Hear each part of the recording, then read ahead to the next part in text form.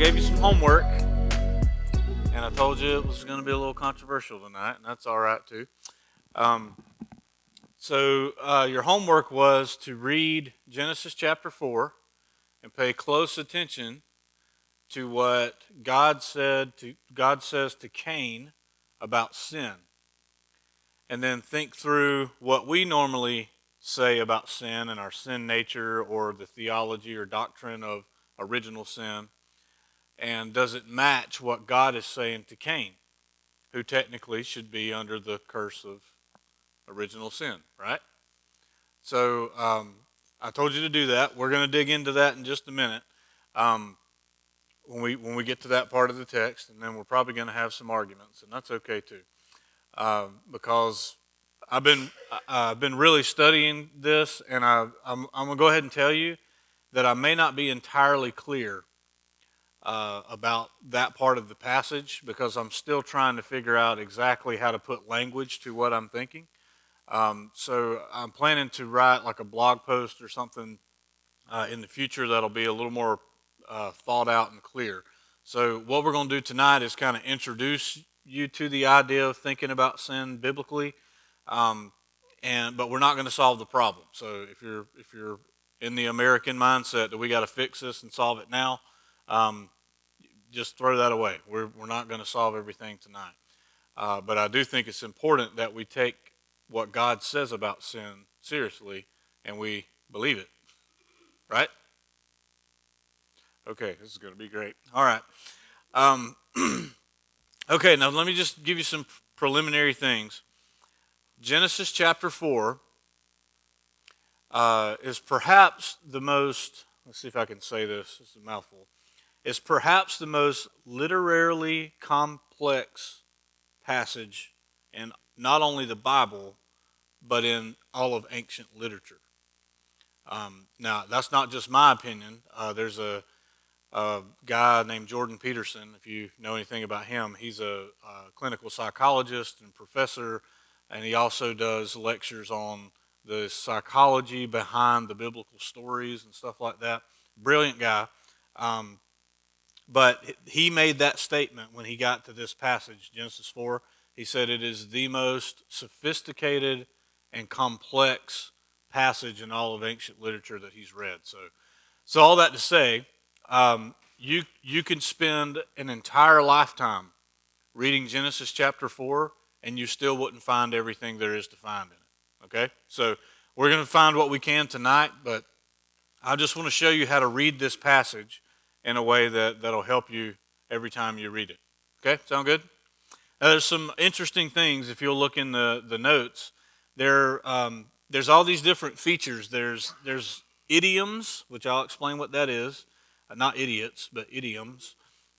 There's imagery, there's poetry, there's numerical repetition, and there's patterns, all in this one little story. Okay? So some of those repetitions, numerical repetitions, if you look in the notes,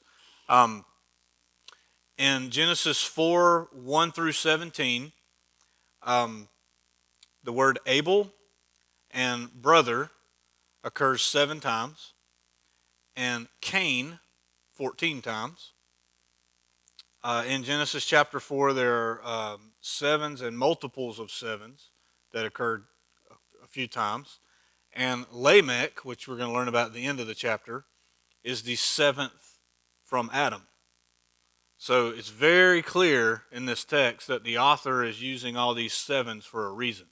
Now, I'm still trying to figure out, because I'm still learning how Hebrew authors do this, but they use all these numbers for a purpose, and sometimes there's several purposes behind them. So I'm just pointing this out. I can't tell you what it all means because we'll be here all night, but there's some interesting literary features going on. Between Genesis 2:4 and 4:26, the word earth occurs 7 times and land occurs 14 times. So there's sevens again. And Genesis 4:26 contains the 70th mention of God, or Yahweh, in Genesis, and the 14th mention of the word call. So you see all these sevens and 14s and 70 and 77. There's something going on here. So what all that is to say is this passage was designed by the author to be loaded with a lifetime worth of things to find and find meaning behind. All right, let's just dig into verse 1. Sound good? All right, good. Now Adam knew his wife, or knew Eve, his wife. Now, that's an idiom. If you're wondering, okay, I'm not real big on all these terms, what do they mean? An idiom is an expression whose meaning is not predictable or obvious because it includes words that normally mean something else. So, it's a lot. So we know what this means. Adam knew Eve. What does it mean? Bon chicka wow wow. We know what it means, right? they got together, right? Okay, so we know because we most of us are raised in church, or at least around church enough to know this idiom. This is an ancient idiom about relations. You know what I'm saying? So we understand that. Now, the reason why I'm pointing that out to you, we already know this, but the reason why I'm pointing it out is the ancient Hebrews, they had some strange idioms. We're going to see another one in Genesis chapter 9. That whole scene about, and we're not going to get into it tonight because it's going to take a whole night by itself. But when Noah gets drunk, he's laying naked in the tent, and his son Ham goes in, and he sees his father's nakedness. That's a Hebrew idiom. It does not mean what those words are normally mean. Okay, so there's a whole other thing going on there. Just like this, it doesn't mean Adam knew who Eve was. It means he knew Eve in the biblical sense, right? Yeah. So we understand that. Okay. There's another weird idiom that's kind of related to these things in Exodus 4. We don't have time to get into that. It's in the notes, but it's really weird. But it's just the way they talked. And the reason why they did that, the reason why they didn't say, and Adam had sex with his wife Eve, is because the Hebrew authors don't write that way. They always find a nicer way to describe sexuality or sexual or reproductive organs. They always use some other word. They don't. They're not. They're not crude. Is my point. They find a nicer way to say it. That's just how they are. So that's why they have these weird idioms. Now, ancient readers of these texts would have understood them right off the bat because it's part of their culture. We just have a hard time because we don't talk that way. We just say what we mean. So we do use idioms, though. Like a popular one that we use is kicking the bucket. You know what that means? It means dying. Yeah, we don't mean, but kicking a bucket can mean kick a bucket. But we normally mean it in a different sense to refer to the end of life. So it's the same thing. We do it too, but the ancient writers do it a lot. Okay, so she conceived and she bore a son named Cain. In Hebrew, it's Cain. And she said, I have gotten a man with the help of the Lord. Now, if you're reading the ESV Bible, it'll probably have like a little number over the word gotten. Is it the number 4? Is it 4 in your Bible? How about that? How did I remember that? I don't know even why I remembered that. And it says the footnote says the Hebrew word for Cain sounds like the word gotten in Hebrew. And that's kind of true, but it's a little off. The word that's translated gotten here, kana, is the word, it means created. It can mean that you've received something, but more often it means created.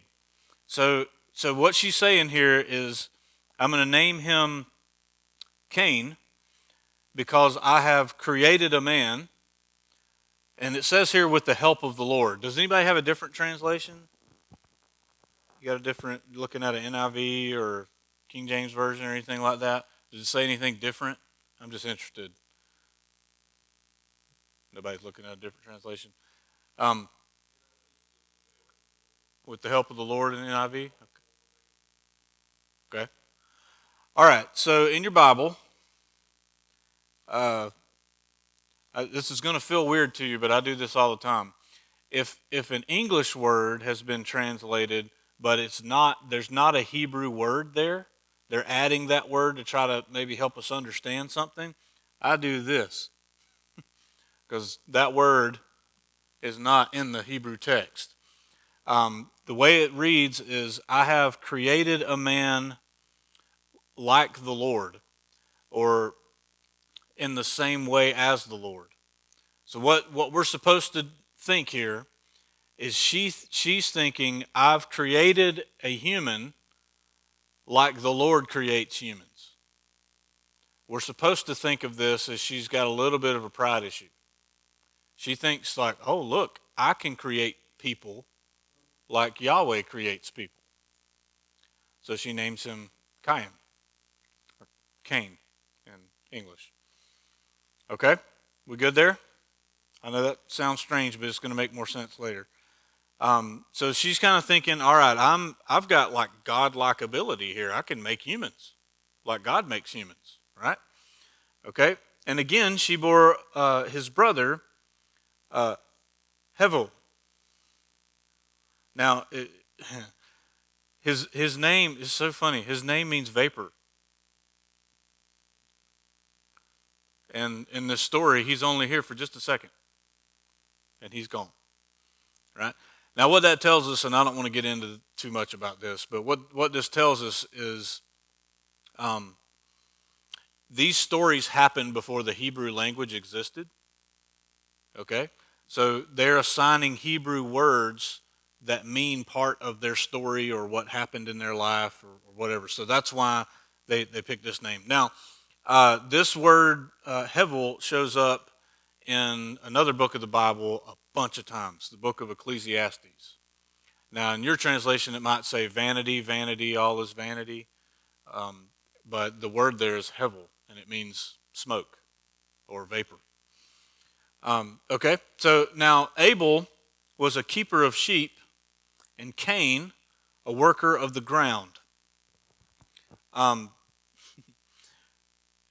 and we kind of read these details, and we're like, okay, why tell us that part? Well, this is really, really important because remember, everything in the first chapters of Genesis are presenting themes or patterns or ways of thinking that are going to go all the way throughout the Old Testament and even into the New in some cases. So every detail is important. If the biblical writer is giving you a detail that seems insignificant, it actually is very significant.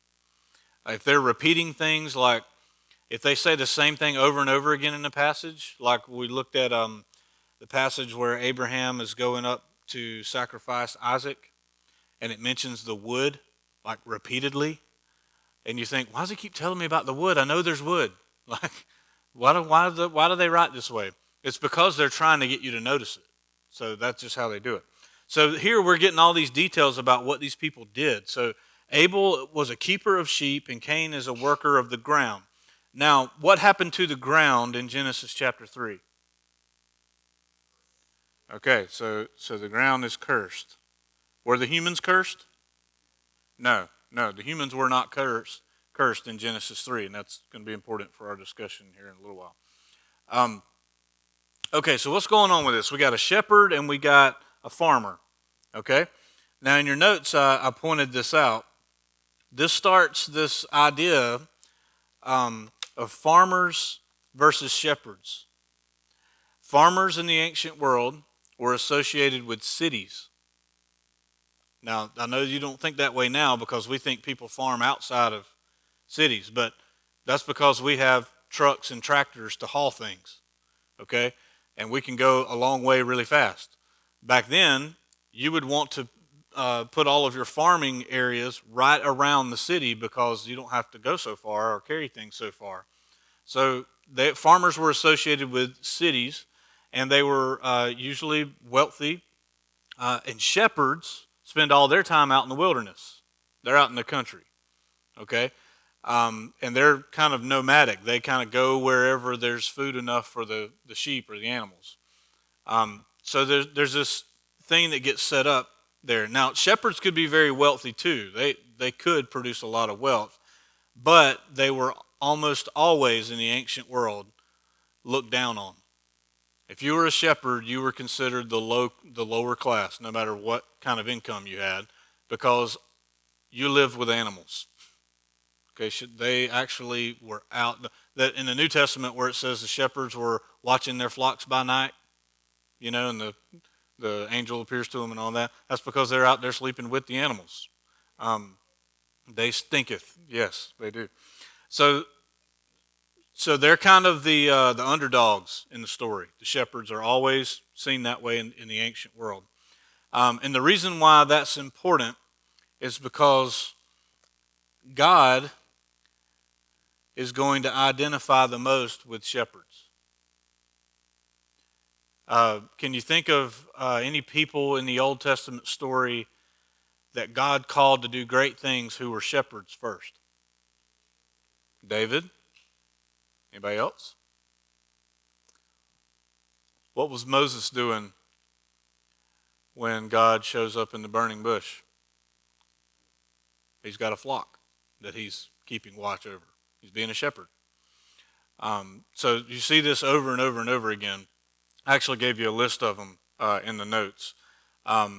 Abraham is a shepherd, and he's called away from the cities in Babylon, in the area of Babylon.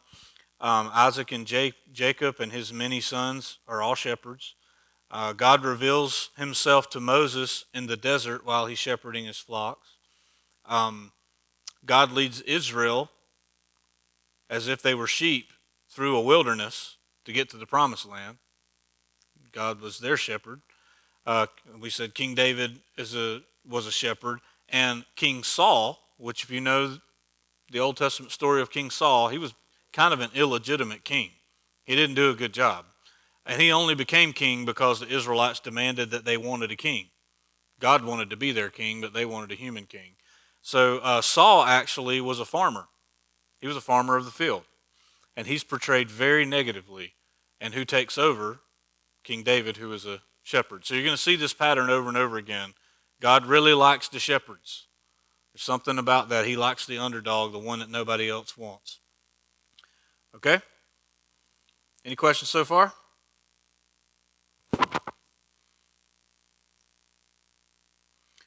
All right. So in the course of time, and the reason why I put a question mark here is that's another one of those word or phrases that tells you we don't know how long. Remember at the very beginning of the story, in the beginning, by Rashid, it means way back when. We don't know how long ago. Same thing going on here. There was some amount of time, but we don't know how long. But usually when they say that, it means a long time, because if it's a short time, they usually will tell you a number or something like that. Anyway, in the course of time, Cain brought to the Lord an offering. Why are they doing that? Who told them to do that? Why would they need to offer something to the Lord? How did they know what to bring? And how did they know they needed to do this? The reason why I circled the question mark is because the author does not tell us any of those details. He does not fill that in. He just says they were bringing an offering. Now, we could assume all kinds of things. Well, maybe they had sinned in some way, or maybe this was a way that they felt like they could thank God by bringing part of what they had. But he doesn't tell us any of that. He just says they were bringing an offering. You just got to have to live with not knowing why. Cain brought an offering to the Lord of the fruit of the ground. And Abel, and by the way, this word for fruit, wow, I got way off of my notes here. It doesn't necessarily mean fruit like fruit from a tree. You might just say crop. Okay? So some kind of crop that he's got the ground to produce. Maybe a bundle of crops. And Abel also brought of the firstborn of his flock and of their fat portions. So did you notice something here? Cain's offering doesn't have very much detail. It's just the crop from the ground. Abel's offering has specifics.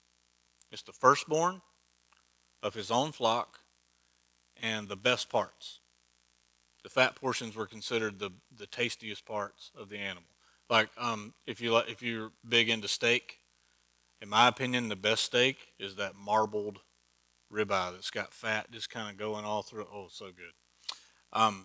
So what we're supposed to think here is the author's already shown you who's brought the right offering. Now the issue here is not really right and wrong, because bringing a offering of the crops is actually later, we're told later in the Old Testament, that's an acceptable offering. Okay, so Cain's not bringing the wrong offering. But something's going on here, because God doesn't look with regard, it says. So he brings the firstborn, which indicates the best one, and the best parts. That's what Abel is doing. And the Lord had regard.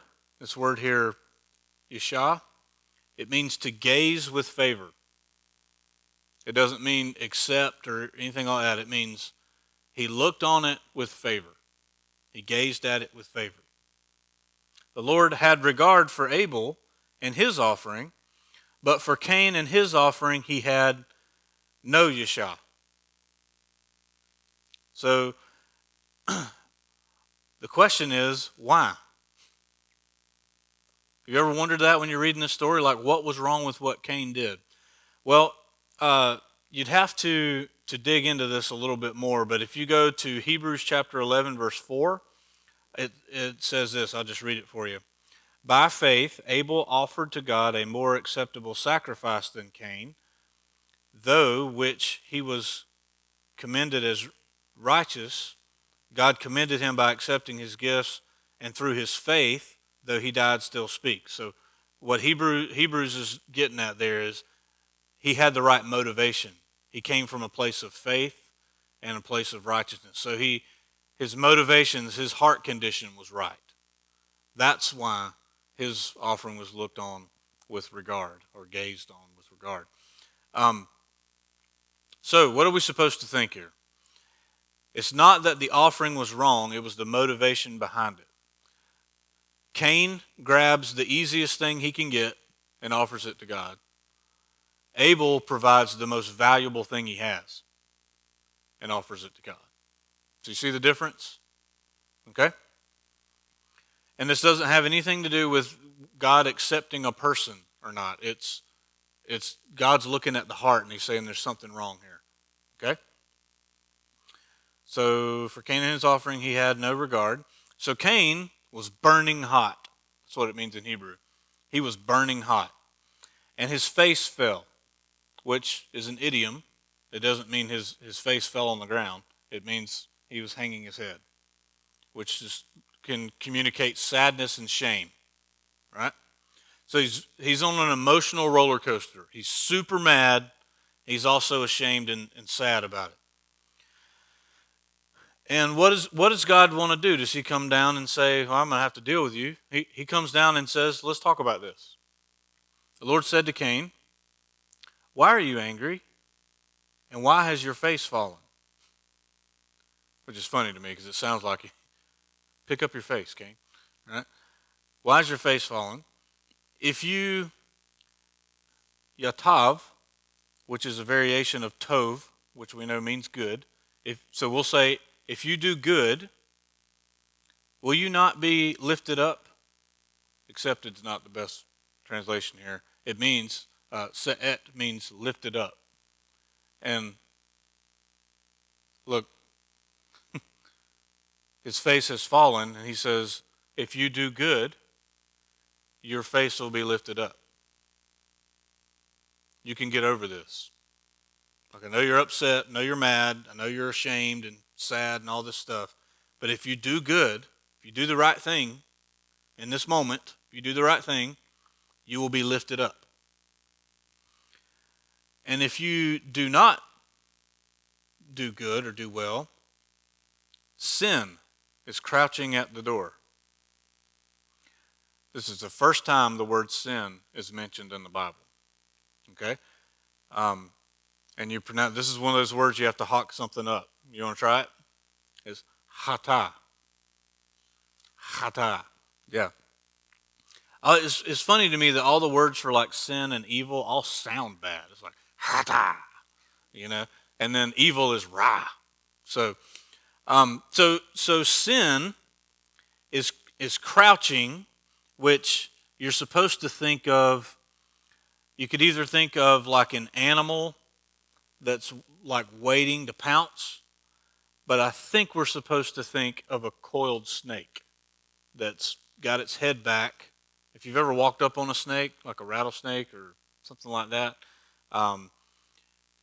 after you change your pants, if you remember, when they draw back, like you're at the moment of you better not move too quick, so you get the meaning here. Okay, so it's crouching, and it's crouching at the door.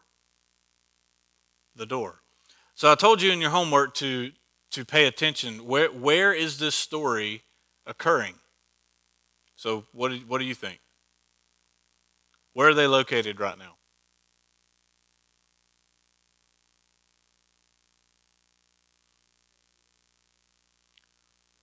They are east of the garden.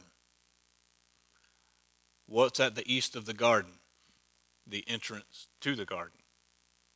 Remember, that's what we learned at the end of chapter 3.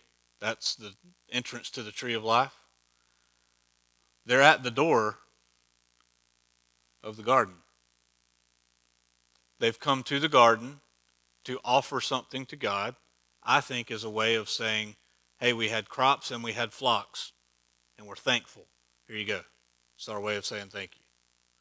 Okay? They're at the door to the garden.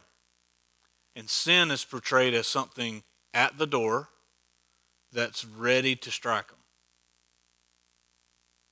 Now, you probably grew up reading this thinking this was talking about the door of Cain's heart, because that's what all the nice children's Sunday school lessons say. That's not what's going on here. They're at the door, the entrance to the garden. Because the last story just ended with them being put out of the east of the garden and God's guarding the entrance in. They've come to the door to present an offering. And God tells him, if you don't do good, if you don't do well, this thing called sin, which is a word that literally just means missing the mark, this thing called sin is now personified as an animal that's ready to strike. Now, we've already seen the Nakash in Genesis 3 was a snake, but it's not just a snake, right? In this passage, it almost sounds like he's saying there's a snake at the door. And if you do well, you'll be lifted up. But if you don't do well, that thing's going to devour you. It's crouching at the door. Its desire is contrary to you. Sound familiar? Genesis 3:16, what God says to Eve, your desire will be contrary to your husband, but he will rule over you. Remember that? Here we go again. Its desire, sin's desire, is contrary to your desire, but you must rule over it. Okay, here's where we argue, okay? You got your arguing thinking cap on? It's strange to me. When I really started studying this verse, it blew my mind because I had never noticed what seems to be going on here. What do we tell people about sin and sin nature? We say at least this is what I was taught my whole life, that sin, after Adam, everybody after Adam has sin in them, inside of them, right? And let me get down to my notes, make sure I say all this right. Sin is inside of you. It's your nature and rules over you, like you can't help it. And humans cannot rule over sin because of our sin nature. Therefore, everyone after Adam is born guilty of sin and ruled by it their entire lives. That's the modern view of what we call original sin. Is that what you were taught? Right? Sin something within you. You were born with it, right? Huh?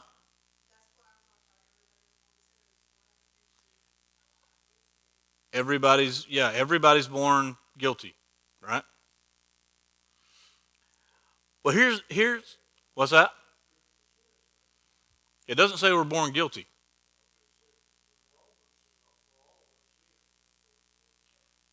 All have sinned. It doesn't say everyone was born guilty. Mm-hmm. Actually, the word sin nature is not in the Bible. I looked it up because this bothered me really bad. Sin nature is not in the Scripture. The word flesh is in the Scripture. Flesh, and it means body. Okay? Now, don't run ahead of me yet. Let's just look at what God just said.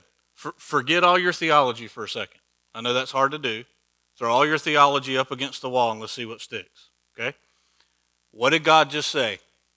Sin is outside of Cain. It's not in there, it's right there. And its desire is contrary to yours. Your desire is to do good. Its desire is not to do good. And it's crouching ready to strike. And you must rule over it. Did Cain come from Adam? Yes. This is what bothered me about this verse. When I really dug into it, God's not saying the right thing. According to our modern theology. Now I'm going to take you through how we got there in just a second. Let's time out for a second. I'm not saying that we're not sinners. We're all sinners. We all have sinned. Therefore, we're sinners. Okay? So just let that put you at ease a little bit. I'm not teaching heresy here. I'm just telling you what God said.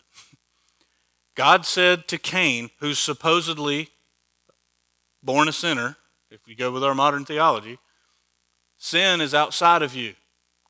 Its desire is contrary to you. So his desire was not sinful naturally. Sin's desire is sinful. And it wants to have you. But you must rule over it. Now, so judging by this phrase, does Cain have the ability to rule over sin?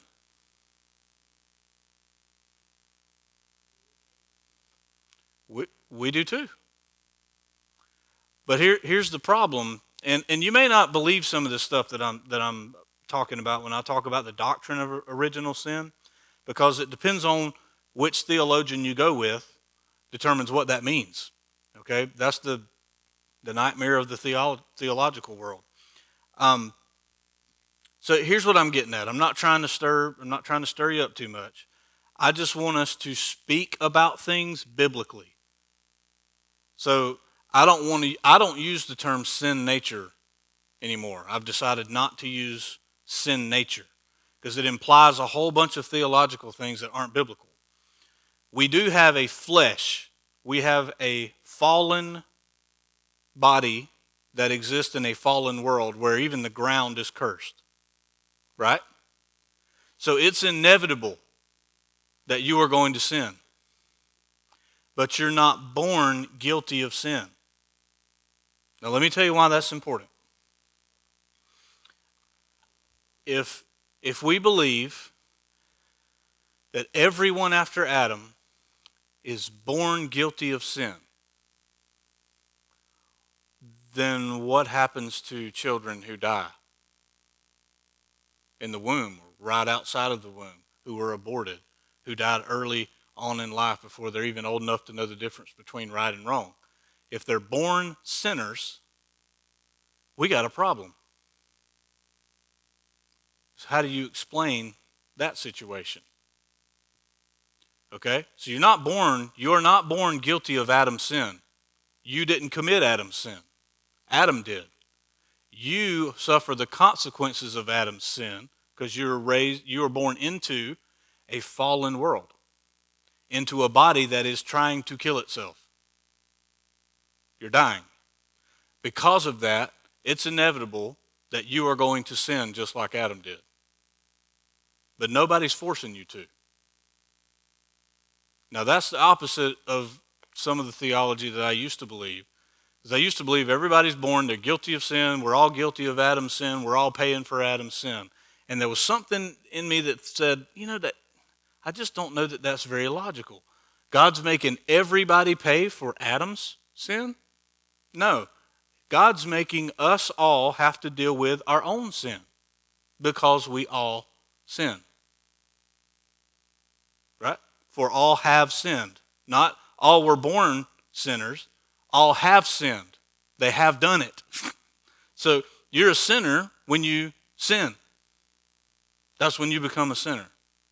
So that's why I don't have any issue when someone loses a child very young and they're not even old enough to know what sin is, and they say, what happened to my child? I say, they are in the arms of their Heavenly Father. Well, how do you know that? Well, because they're not a sinner. I don't know, if you want to argue with that, that's fine, but I don't know what other option you're going to give people other than, well, sorry, they didn't live long enough to get saved. I mean, we have to be very careful how we talk about this, because you have to take your theology and take it out to its logical conclusion and see where you end up. And if you take the Reformed theology approach, which I'm going to show you where all this comes from, you end up with people passing away before they even can know what good and evil is, and they end up going to hell because they were born sinners. And I just don't think that's correct. You become a sinner when you start sinning. Does that make sense? I think it does. Yes, ma'am.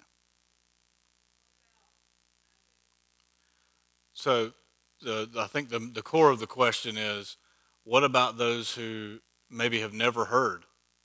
Because the same thing would apply to, like, what about a people group, in the middle of a jungle somewhere that nobody's ever got the gospel to, and they live and die and they've never heard it? My answer to that, and it's not a popular answer, but my answer to that is God is the judge of the earth, and he will always do what is right. God holds people accountable to what they know. To be a just judge, to hold someone accountable for something that they did not know anything about, seems unjust, in my opinion. But I think in those cases, in the cases where these are people who live in our own town, all the more reason we need to get the message out. In the case of people that nobody ever got to, and there's no way they would have ever known, I believe two things can happen with that. I believe that God holds them accountable to what we call general revelation, which means they look up at the stars and they know there's got to be a God. Paul talks about this in Romans 1. The other thing I would say is I have heard stories of missionaries getting to a group that have never heard of Jesus, nobody's ever been there to tell them, and they already know that God has a son and that he died for them. How'd they find that out? God revealed it to them. Somehow. Sometimes what's weird is some people groups say, we've been watching the stars for, all of our ancestors watched the stars and paid attention, and we understood that God had a son who died for us based on what the stars were telling us.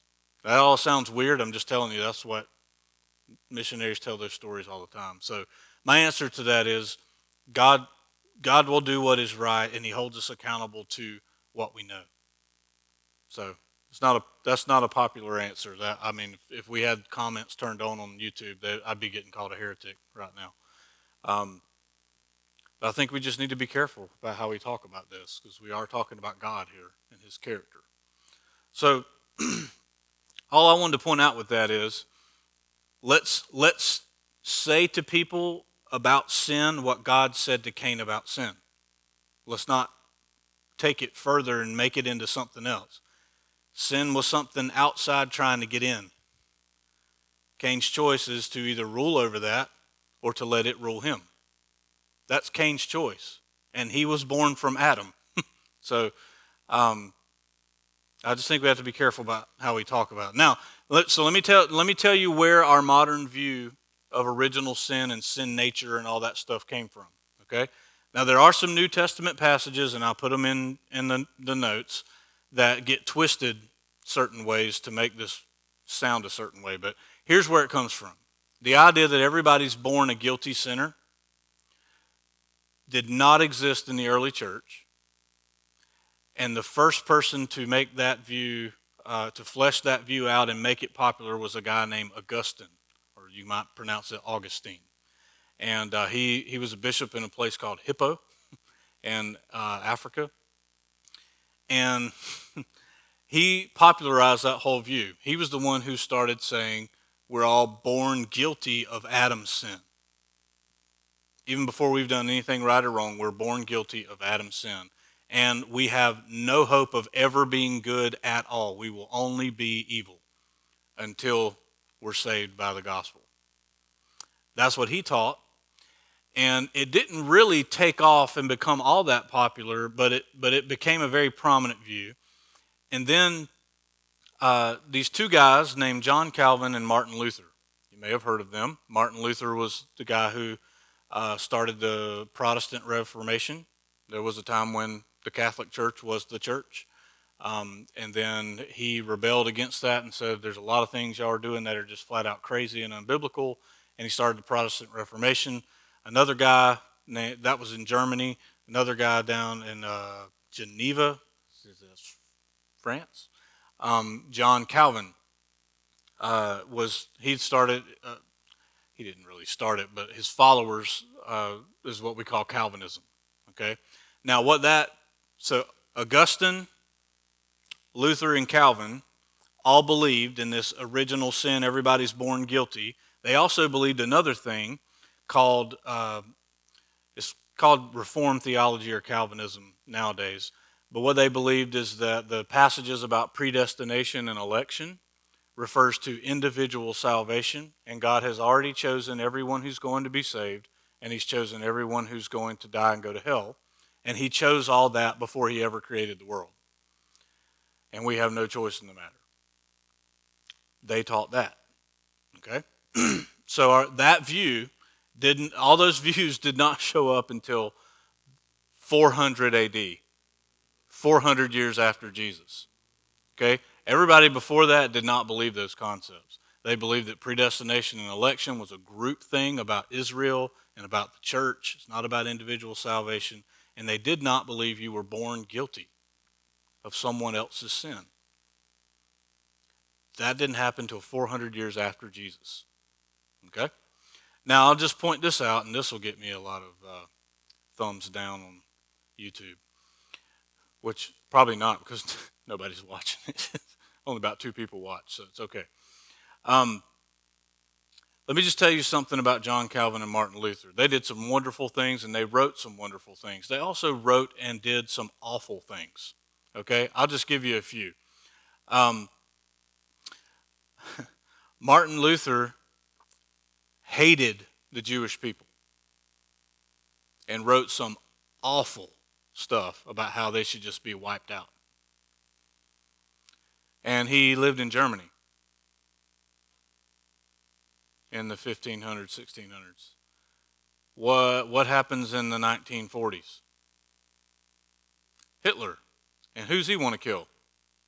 All the Jews. Do you know what books that he republished and distributed to convince the Christians in Germany that the Jews needed to be exterminated? Martin Luther's books on the Jews.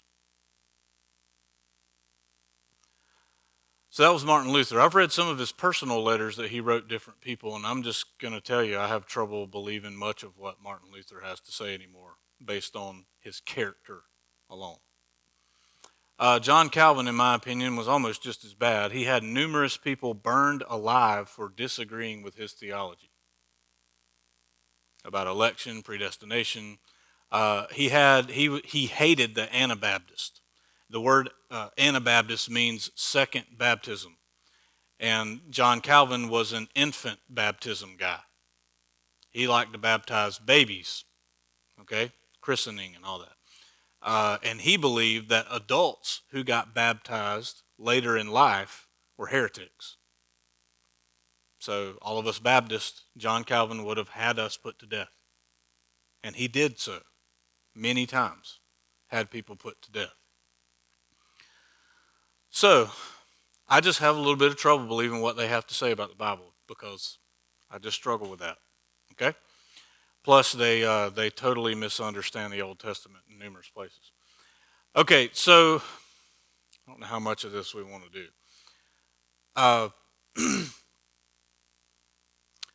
So on the sin thing, I will tell you this. Romans 7:18, Paul writes, "For I know that nothing good dwells in me, that is in my flesh, my body.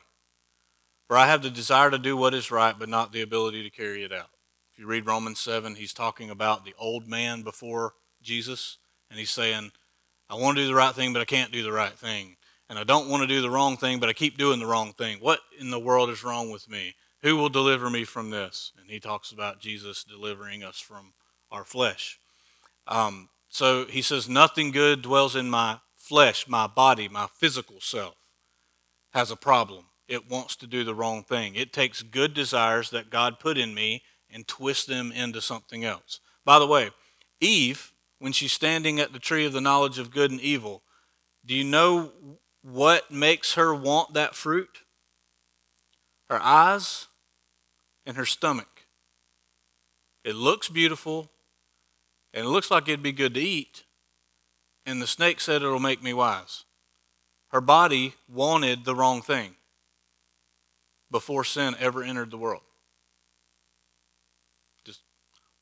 Just drop that bomb on you. So we just need to really think through how we're talking about sin and be careful, because I think we need to just only say what the Scripture's saying. Okay? Galatians 5 talks about walking by the Spirit, and you will not gratify the desires of your flesh, your body. For the desires of your body are against the flesh, are against the Spirit, and the desires of the Spirit are against the flesh. These are opposed to each other to keep you from doing anything you want to do.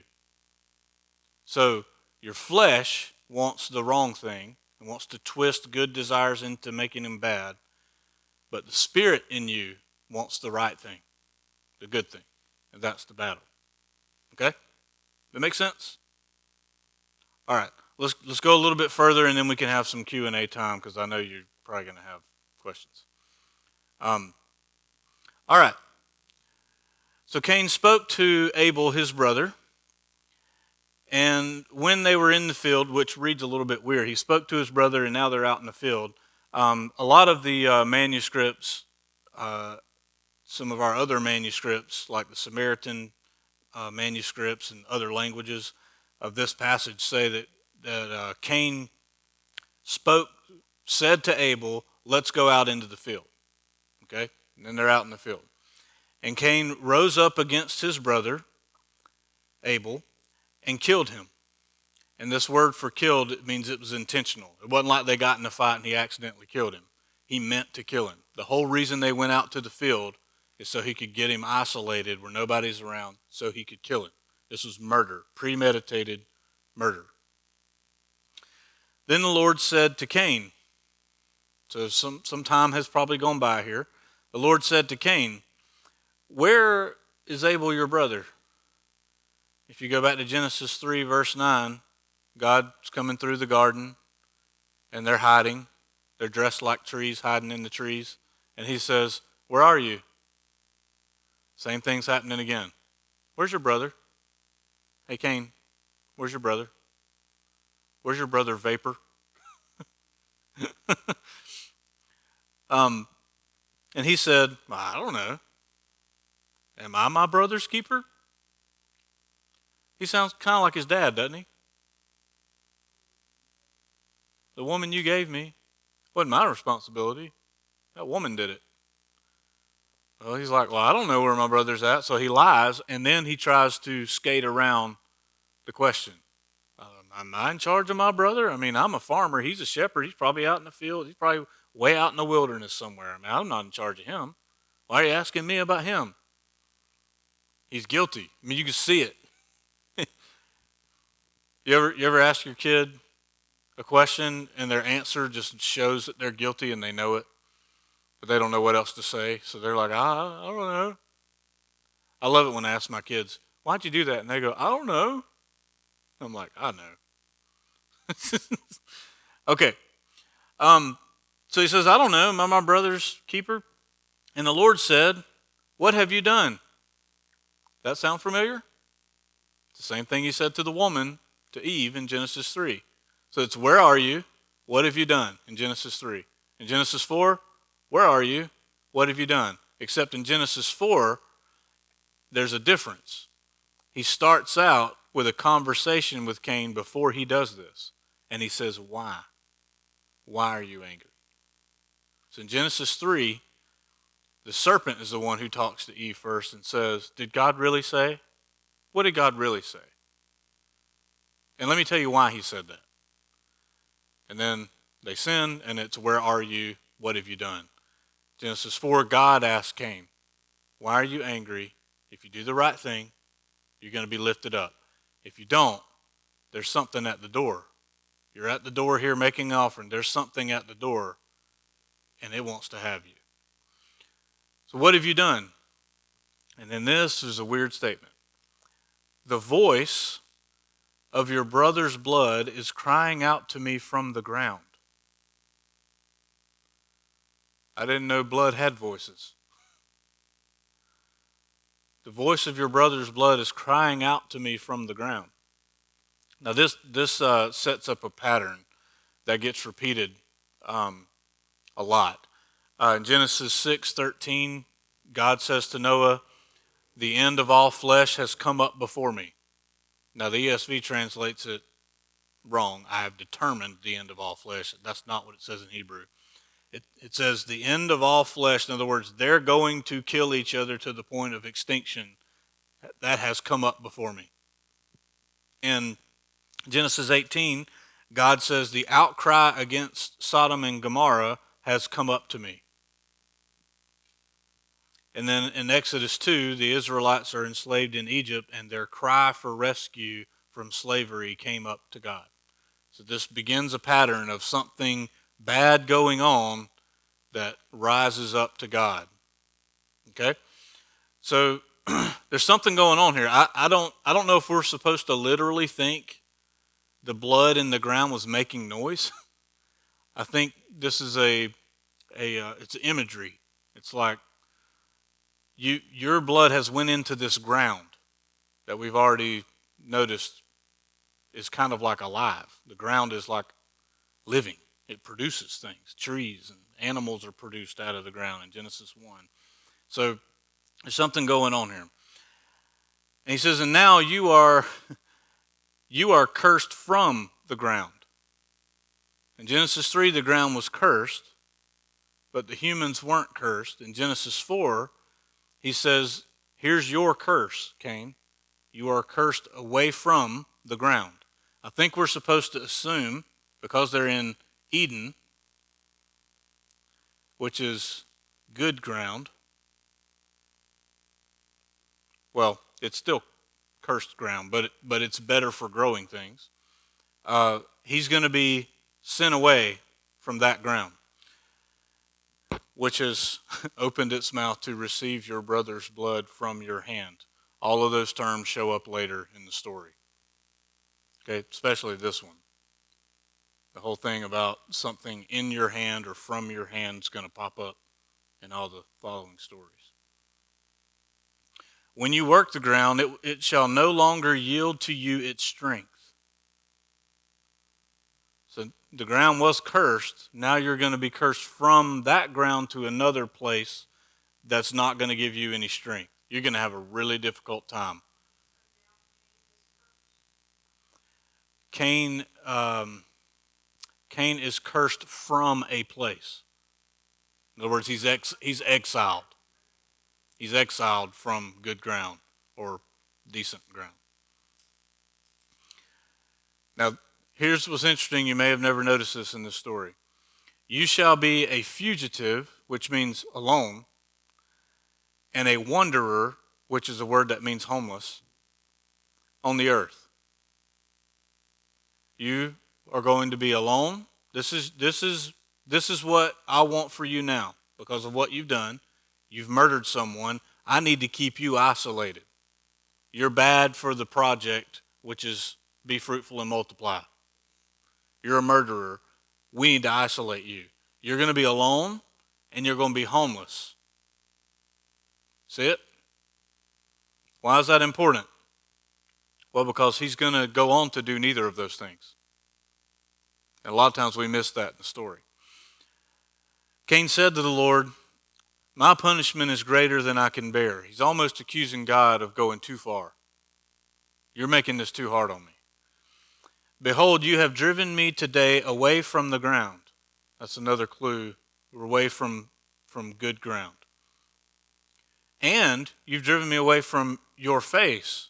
Now, did God say anything about being driven away from his presence? No. Cursed are you from the ground. You're going to be alone, meaning there's going to be no humans. You got to get away from your family. You're not going to be around your family anymore. And you're going to be homeless. You're going to just wander around. You're not going to have a place to settle down. God didn't say anything to Cain about I'm not going to be around you anymore. I'm going to have nothing to do with you. He didn't say that. Cain is assuming that.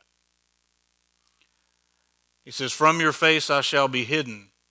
I will be a fugitive and a wanderer on the earth.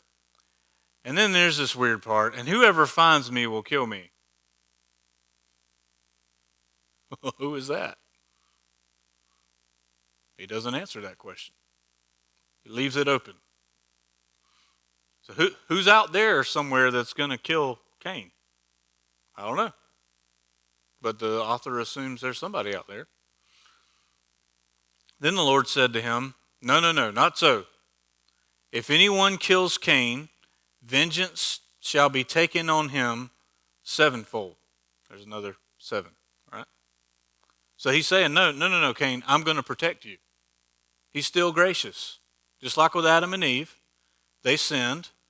He has a conversation with them, and then he kills an animal and provides clothing that's more long-term clothing for them. And that's a picture of him covering their shame from their sin.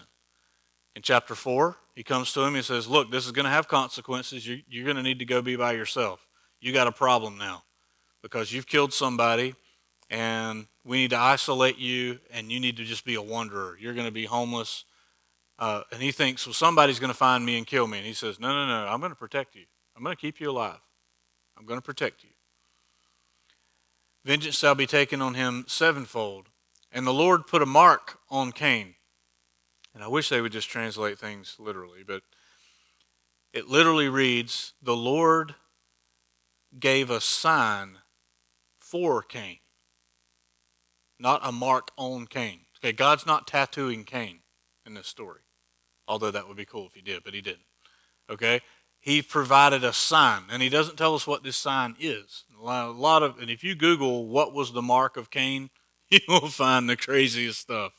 There's a whole group of people who think that the mark of Cain was God made Cain a black man, which is just dumb. That's that's totally made up and probably made up by racist people. That's not what's going on here. He didn't put anything on Cain. He gave Cain a sign. He said, here's a sign for you. Well, what's the sign? Usually it's some physical thing, like the sign for Noah that he wouldn't destroy the earth again was a rainbow, something you could see. In this case, he's saying, here's the sign for you. You're afraid somebody's going to kill you, right? Well, actually, no one's even going to strike you. See it right there? Strike you. The sign is, you think someone's going to kill you, I'm not even going to let somebody hit you.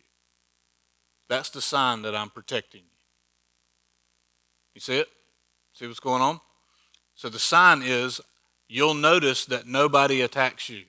That's a sign to you that I'm protecting you. So don't worry about somebody killing you. I'll protect you. What are those kids doing over there? Okay, then Cain went away from the presence of the Lord. We've seen that phrase before, haven't we? In Genesis 3, they hid from the presence of the Lord. Same phrase. So he went from the presence of the Lord and he settled in the land of Nod, which is so ironic because that word means wandering. How do you have a place called wandering? How do you wander in a place? Yeah, it's wonderful, right? Okay, so I read past this my whole life and did not notice what was going on here. God told Cain, you're going to be alone and homeless. So Cain goes to a place which is later called wandering, and he settles down. He dwells in the land of wandering. It's almost as if Cain picks a place and says, see, God, I'm wandering. I'm in wandering. Nod in Hebrew. He's doing the wrong thing. Now, almost all the study Bibles and stuff that I've read totally miss this. They assume that him settling down and building a city is a good thing. But the Hebrew authors are trying to show you that wasn't a good thing. He was supposed to be alone and homeless. First thing he does is decide not to be homeless. Okay? And then Cain knew his wife. Where did he find her? Well, you're not getting into that question tonight. All right. So what's he doing? He's supposed to be alone and homeless. First thing he does is set up a place to dwell, so he's not homeless, and he gets in a relationship. He does nothing that God told him to do, and it began with this part right here. He went away from the presence of the Lord. When you go away from the presence of the Lord, you start making bad decisions. So he knew his wife, and she conceived him and bore Enoch. There's going to be another Enoch in the story. It's not this. They're not the same one. Okay? This is not a good Enoch. There's a good one coming later. And when he built a city, he called the name of that city after the name of his son Enoch. This city, this word here in Hebrew, it means a fortified, walled city to defend yourself in. He's not trusting God to protect him. What was the sign? Nobody will even strike you. And that's how you'll know that I'm protecting you. So go be alone and homeless. And don't worry about getting attacked. What does he do? He goes away from God, settles down, gets a wife, and builds walls to protect himself. He's not trusting God. This is Cain walking away from God for good. Okay? Wow, it's 7:40.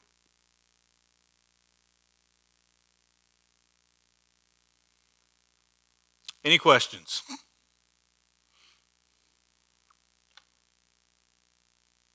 I think we have to stop there. Yeah. Mm-hmm.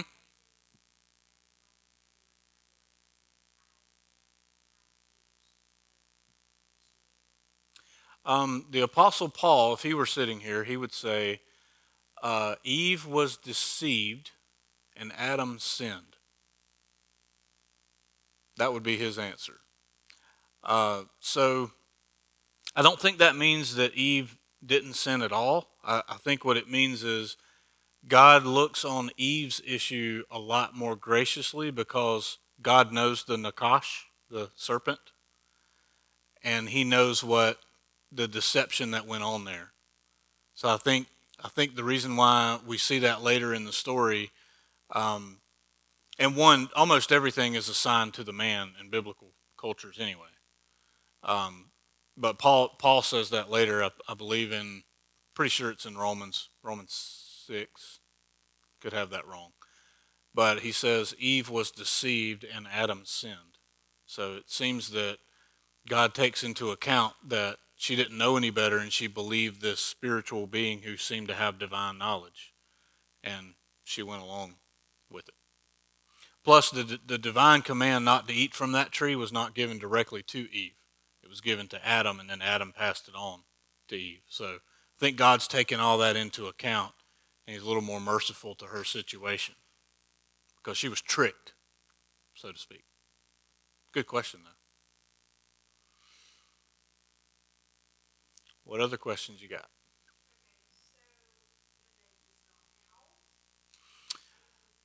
There's different views on that issue, and my opinion is that we cannot solve that one. And the reason why I say that is because I can take the text without twisting it and show you both sides of it. So, well, where I'm saying the differing views are, and I'm talking about Hebrew scholars, not theologians. Okay, theologians are, that's a different category. I'm talking about ancient Hebrew scholars. Um, they're they're they will tell you you can go either way on this one.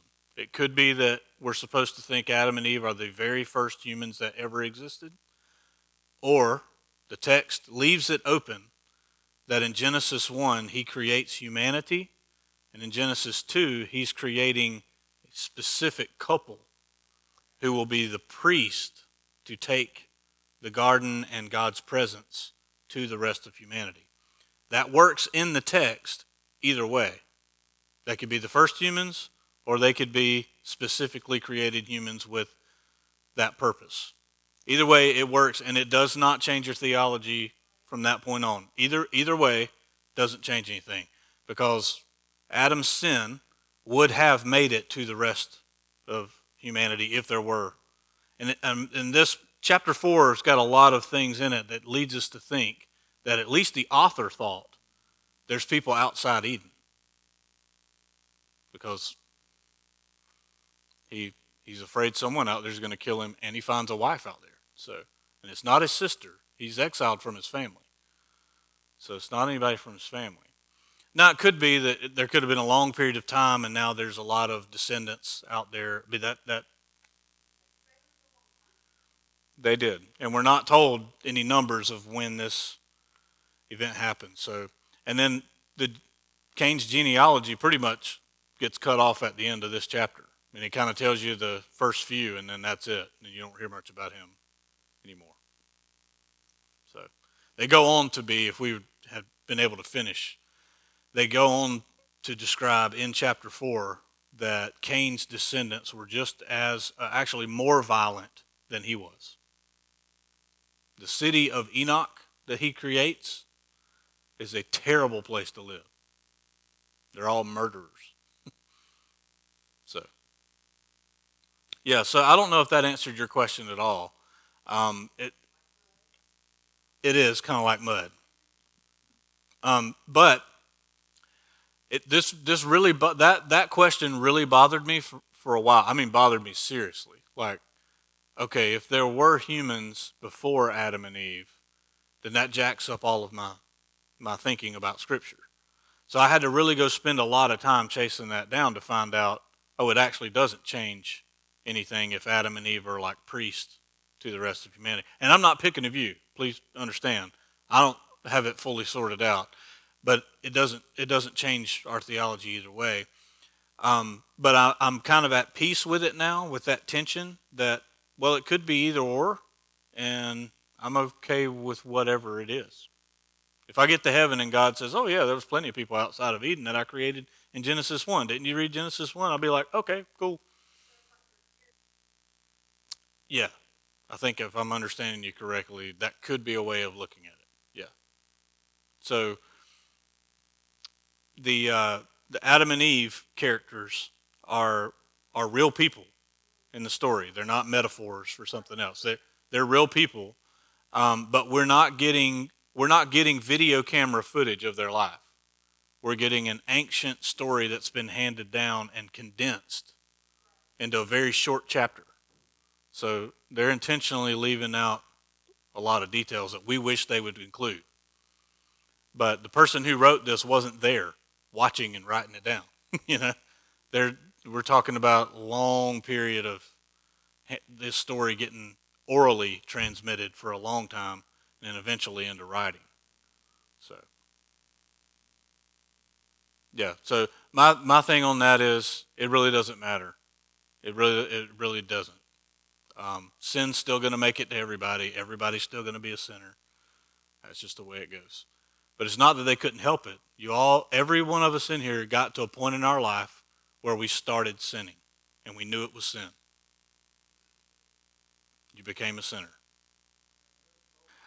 Okay, we'll finish up next week, and then I'll give you next week. What we'll do is we'll finish chapter 4, um, and then we'll see what we do after that. I'm not sure because I thought we would be able to maybe knock a lot of this out, but we still got a little bit left to do with the descendants and what their names mean. But it's not a lot. So yeah, so we'll finish up next Wednesday night um, on chapter 4. So read chapter 4 again. Remember, this is supposed to be read repeatedly. So go back and do some more reading and studying. Go look up what Paul says about sin and the flesh and see how all this fits together. And we'll finish chapter 4 next week. Sound good?